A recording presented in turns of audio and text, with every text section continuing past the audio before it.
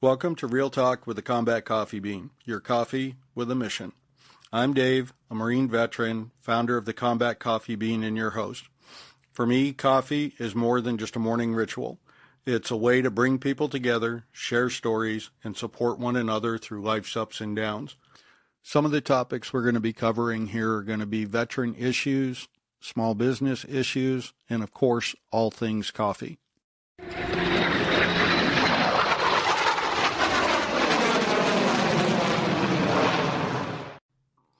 Hey friends, welcome back to the Real Talk with the Combat Coffee Bean.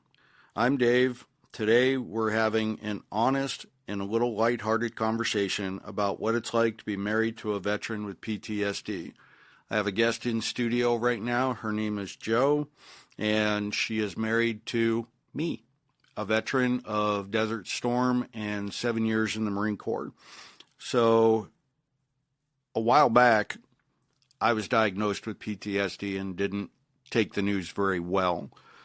Thankfully, I did have my wife with me, and she is coming out today, and we're going to have some questions going back and forth, and she's going to give you an honest answer of what it's like to live with and love somebody with PTSD. So with that being said, I want to welcome my wife, Jo. Welcome to the podcast. Thanks for having me. So we're going to start off with probably some lighthearted questions, and we'll see how accurate she is. So let's start with the fun part. How did we meet? We met in high school. We were both in ROTC. I was a freshman. You were a senior that year. And I don't know. You walked into my classroom, and that was it. Okay, so when we met in high school, did you realize that 25 years later we were going to end up married? No, I didn't even think that was something that was even ever going to happen. Okay, so here's something that we kind of want to go over. It's like, what does every day look like for you in dealing with somebody who has PTSD in everyday life? Well, I think something that you're not always aware of, well, first of all, we didn't really know that you had PTSD for a while. And then when, I can't exactly remember when it was brought up, or we were starting to realize that things were kind of happening and it was due to PTSD. I think just always kind of being on guard for what kind of mood you were in. These days, of course, it's a lot more predictable for you to be like in a better and more positive mood, but sometimes just looking at you, I could tell that we weren't going to have a very good day. That was, one of the things that I can say is just watching, like even just how you're walking that day, or the look on your face. I can tell a lot of times from your body language if you're just having a dark moment, or if you're just not feeling well, and things I can tell by the look on your face a lot of times.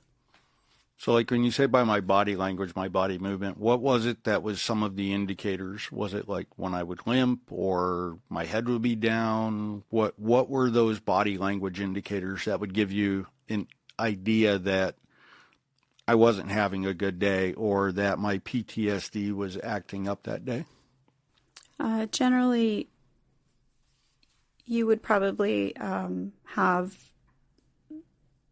nightmares during the night and not get enough sleep. Your gait, of course, when you're walking, you're a bit hunched over some more, probably due to back pain, a lot of pain that you were experiencing. You were quiet, which if anybody knows Dave, he's not quiet. Usually if he's quiet, he's either contemplating or thinking about something, or he's just not feeling really good. Yeah, quiet is not my strong suit. I do have a tendency to talk a little more than what I probably should. Okay, so talking with other spouses, what advice could you give them on how best to deal with your husband or wife or significant other having PTSD? What kind of things have we gone through that you've learned from to be able to share with other individuals? I think one of the things, just as a female, that you have to learn about your spouse or significant other with PTSD is sometimes they just need for you to be there, not necessarily having to talk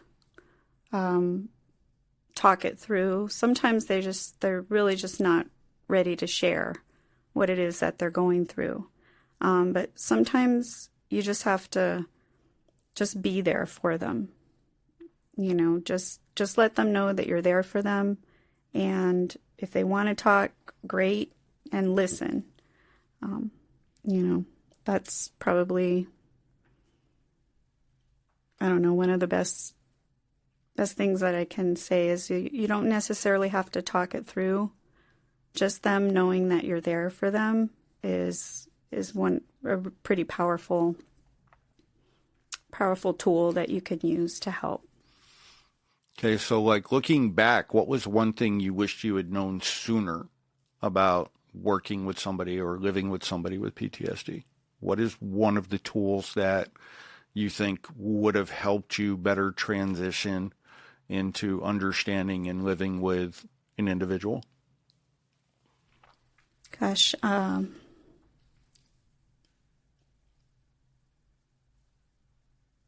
one, that's a hard one because there's not really I don't really know of any groups or anything that, I can talk to others about. I think, one of the things that we learned really quickly was not to startle you. That one is a really important one. That one I'd have to think about for a little bit. Okay, because I would agree, not startling somebody or trying to be funny and joke with them and try to spook them or get them to jump, that's probably not in the best interest of anybody's health and well-being, because a lot of individuals who have PTSD will also have a traumatic brain injury that goes along with it.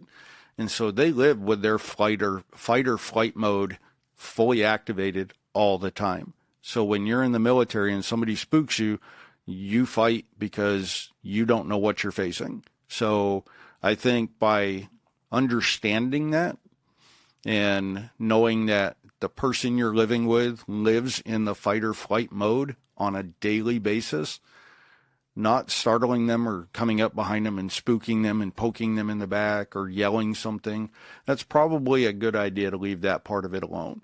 There's especially if you have small children, little children don't really understand or get that part of it.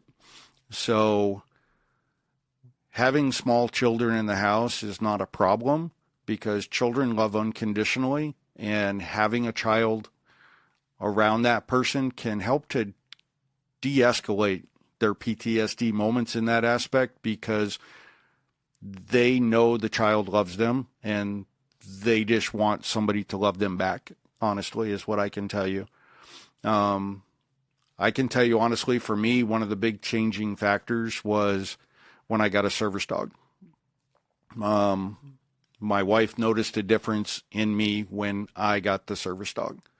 So we ended up starting a foundation called the One Veteran Foundation, and my wife and I have worked very tirelessly over the last 9 or 10 years to help other veterans.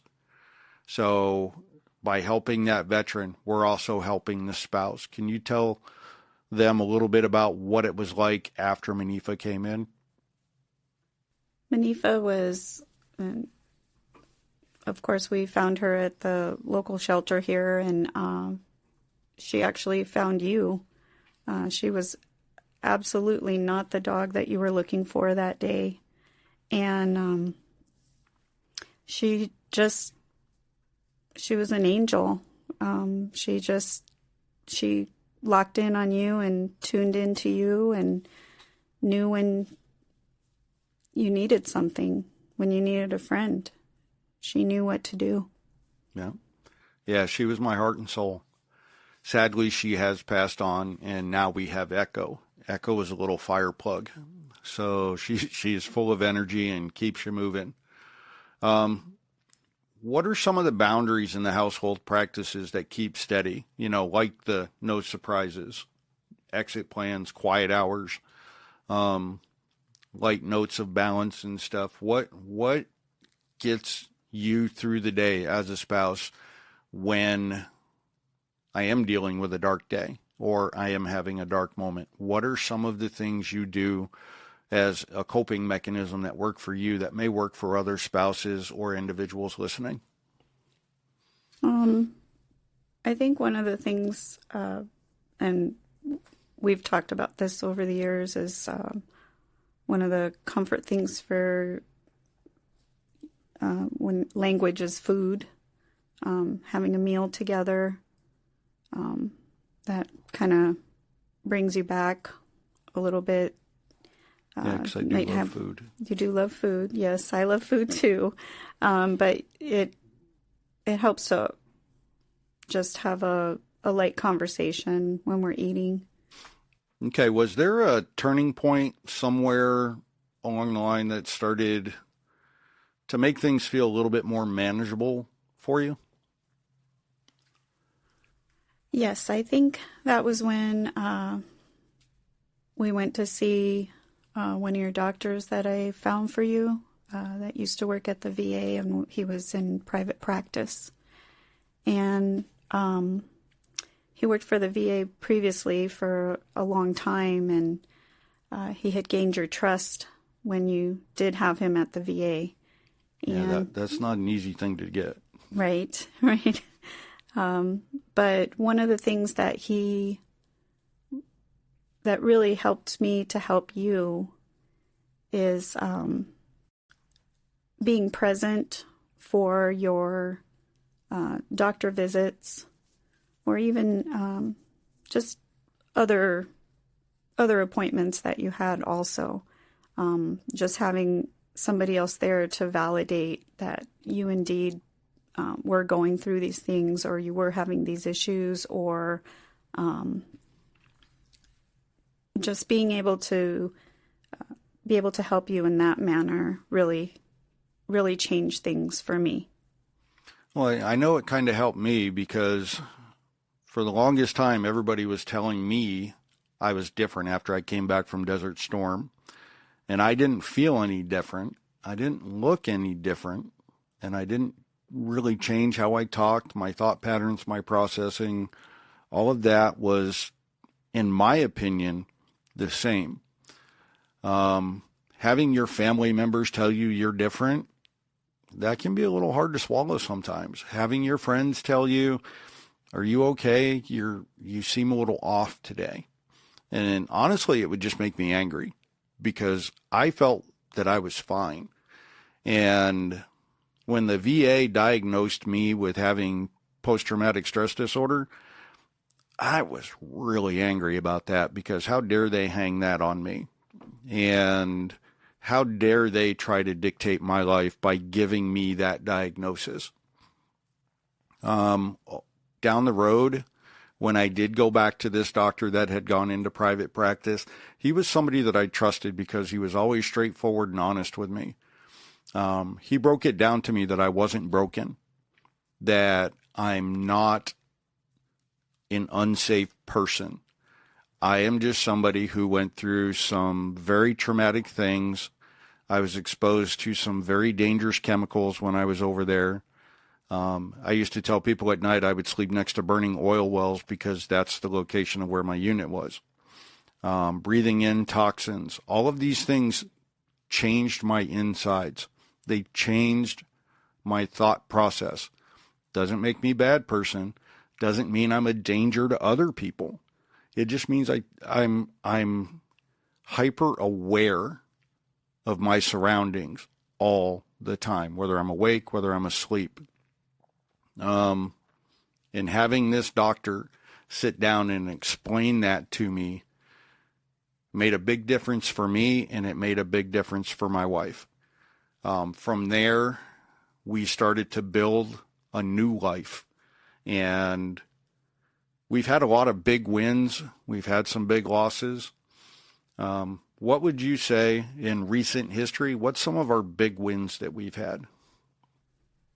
Well, I think with our nonprofit, with the One Veteran Foundation, we've been able to help so many veterans, so many dogs, especially the rescue dogs, because we're not breed specific, and just helping them have just a, what they call a normal life again, getting them back out, letting them just live their life again. I think that's a huge win.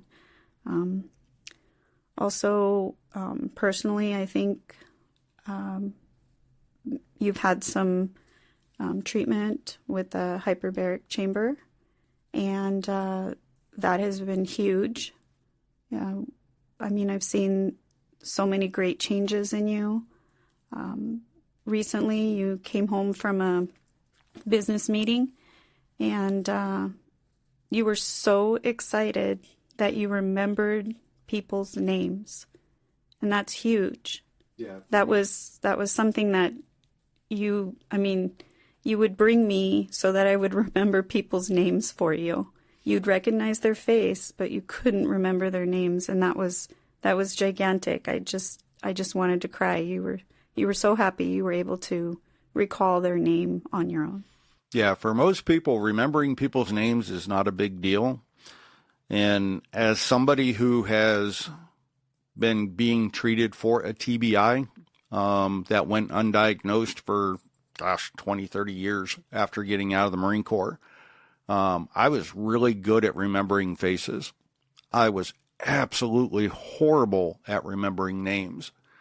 Joe brings up hyperbaric oxygen. I've been going to North Star Hyperbaric for a couple of years now, and between hyperbaric oxygen and neurofeedback, that is like the 1-2 punch for a traumatic brain injury.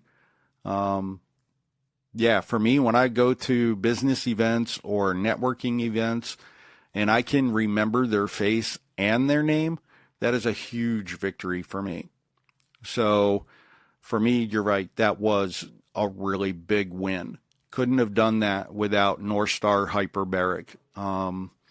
These are all things that we've been working through to help tamp down the PTSD issues, to help tamp down the traumatic brain issues. And I accredit that as being one of the catalysts to helping me build this coffee brand and to doing a podcast and getting the word out there about veteran issues, small business issues, and of course, all things coffee, because I still love coffee and caffeine. So what else would you think would be like a pretty big victory that's happened last 3 years? Well, I think just you being able to, one of the things that was at first really hard for me to understand, you would stay in a certain location or perimeter.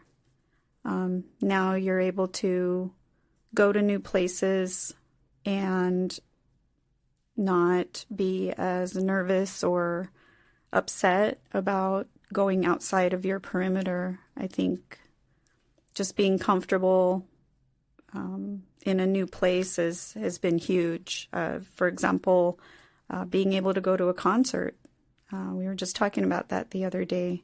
Yeah, We can go we went and to the Vanilla Ice concert down at the racetrack. It was a lot of fun. no, not that one, but the Godsmack one was really huge. Yeah, the Godsmack concert for me was huge. That was on my bucket list of places that I wanted to go, or rock groups that I wanted to hear, because I'm a big Godsmack fan. So with that, now I've got probably what's going to be the hardest question you're going to have to answer through all of this. What's your favorite coffee at Combat Coffee Bean? Oh, I love the Foundation coffee. I get a lot done when I have that one. Yeah, so Yes. I'm a big fan of the Foundation coffee. I know I can tell you that we have different roasts for every taste. We actually have some flavored coffees like pumpkin spice. It's called Patriot Pumpkin Spice. That seems to be a big hit. And we just released a new one called Tweet Caramel. My wife and I just got that, and we've tried that at the house after it got roasted. It's really delicious. Yeah. I'm not a flavored coffee guy, and I gotta tell you, that one kind of hit it out of the park. It's got just a light hint of that natural caramel flavoring. It's not overpowering, and it's really awesome. One of the great things about Combat Coffee Bean with their flavored coffees, pumpkin spice is my second favorite, by the way. Yeah. I love that, and it's available year round, which is really nice. But the flavoring isn't really strong. It's just very light. So that's what I like about it. It doesn't overwhelm you. Yeah, no, that's one of the things we strive for, is to give a taste of the flavor without it being overpowering. Yeah. So with that being said, I want to give a heartfelt thanks to my wife for coming out and sharing this. I know it's not always easy being married to a veteran such as myself with PTSD type issues. I do want to give a big thanks to North Star Hyperbaric and the staff there. They have been phenomenally understanding and helping me to get to where I am today. I probably wouldn't be the person I am if it wasn't for their help. And to everyone listening, if this brought up some tough feelings, you're not alone. You know, there are resources available. I'm going to put them in the show notes. You'll be able to see them. And hey, if you take a moment for something that makes you smile today, then do it. Because a lot of times, if you just stop what you're doing and just find a reason to smile, that can help break that chain of fight or flight. For me personally, it's getting to spend time with my wife makes me smile. Getting to have time to play with my dogs, it gives me that moment of happiness. And in the morning when I'm a little grumpy, I know this is going to sound corny, but I get up and I have a really good cup of Combat Coffee Bean coffee, and that helps to kind of kickstart my day, gives me the energy that I'm looking for, and kind of starts the day off on the right foot for me. So with that, I want to thank you for listening. Hey, if you like this, please click like, share, and tell all your friends about it. By clicking the like and follow, you'll be able to stay up to date with everything that's going on with the Combat Coffee Bean. Again, I want to thank you. And remember, we are a coffee on a mission, and Semper Fi.